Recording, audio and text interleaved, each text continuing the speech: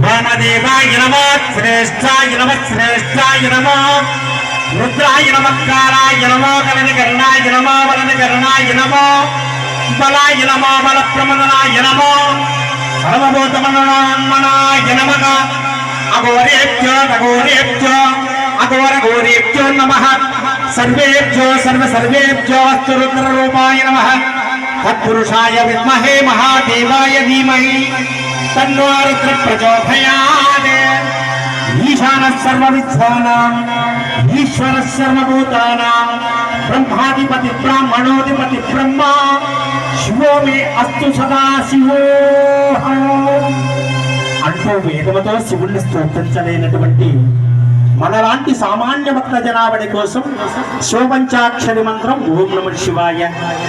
జీవితంలో ఒక్కసారైనా ఓం నమః శివాయని శివపంచాక్షరి మంత్రాన్ని కనుక తిరిగి ఉద్ఘోషించగలిగితే పునరపి మరణం పునరపి జననం.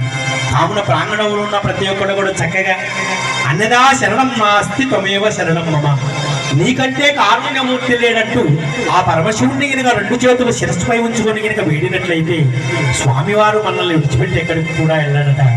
అందుకని ప్రాంగణంలో ఉన్న ప్రతి ఒక్కరు కూడా చక్కగా రెండు చేతులు శిరస్సుపై ఉంచుకొని మహిళా భక్తులు చిన్నపిల్లలు పెద్దలని భేదం లేకుండా అందరూ కూడా చక్కగా